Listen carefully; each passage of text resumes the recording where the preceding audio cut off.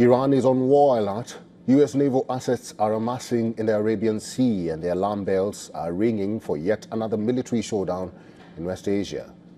With daggers already drawn, Iran and the United States are seemingly positioning themselves.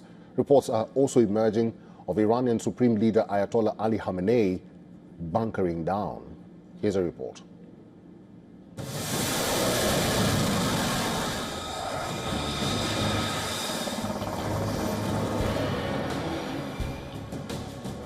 West Asian war theater is heating up. Two sworn enemies are once again on the warpath. More U.S. military assets are heading towards the Arabian Sea, positioning themselves at the gates of Persian Gulf with enemy on the radar.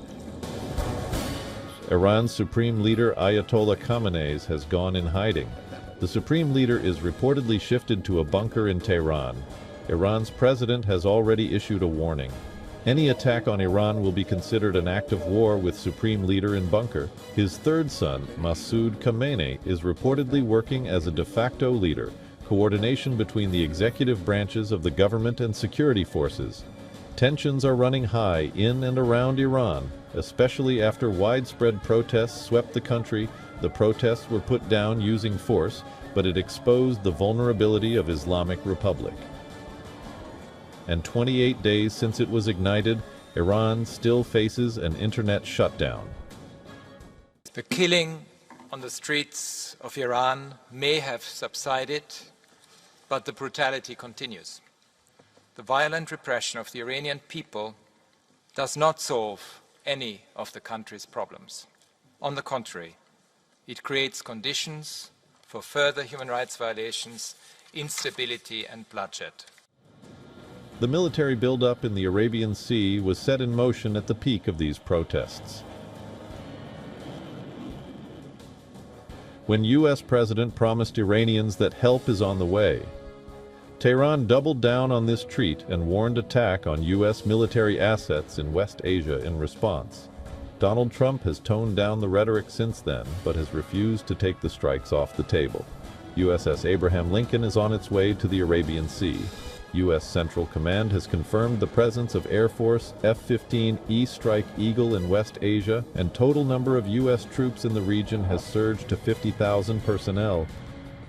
U.S. CENTCOM Chief ADM Brad Cooper is also in West Asia, meeting top Israeli officers.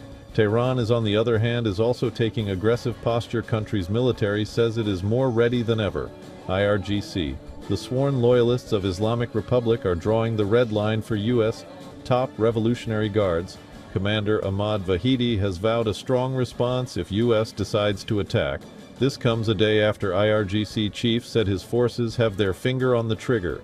The military buildup is similar to what it was before U.S. strikes on Iran's nuclear facilities last year. Both sides, separated by oceans and continents, are once again on each other's striking range, threatening the region with yet another military confrontation.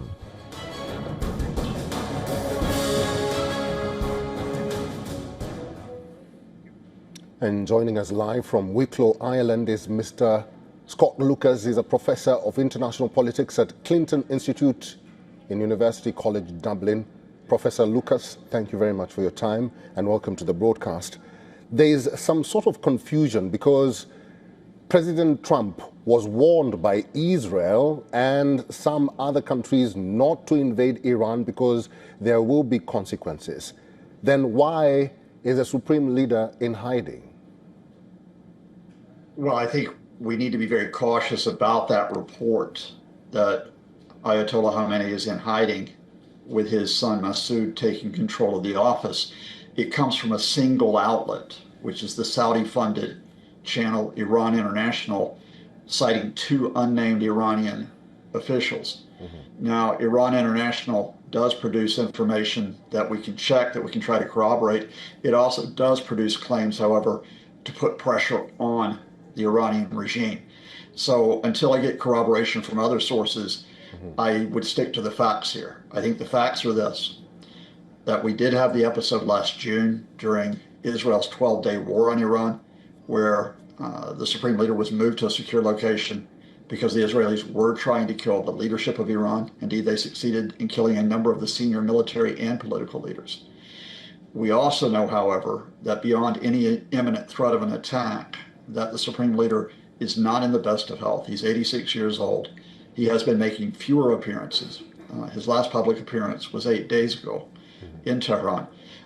And we also know that the regime is in a very tense position, not just because of those U.S. forces off the coast, but because they're still wondering where they go next after their brutal suppression of the nationwide protest. So I think the best thing of saying here is, look, I can't confirm for you that the Supreme Leader is in a bunker, but what I would say here is that the Iranian regime they are very, very tense right now, both about the psychological threat, and I think it's psychological right now posed by the United States, and also because of the risk of instability within the country. Professor Lucas, if the United States does go ahead with a strike on Iran, what could be the possible consequences to the United States, not to Iran, because Iran says they are ready for the United States? I mean, the Iranian immediate response, which is, we will fire all our weapons at you. I mean, that's standard Iranian rhetoric. I've heard it for many years. But I think even though Iran's regional position is diminished, you could talk about the fall of the Assad regime, which it supported in Syria. You could talk about its slightly diminished position within Iraq. You could talk about the damage which has been done to its ally in Lebanon, Hezbollah. It still would have the capacity to strike either directly or through its allies, such as the militias in Iran, at American bases and positions in the region. It also, I think, would have the ability to strike in a different way, which is to cause political instability in some of these countries.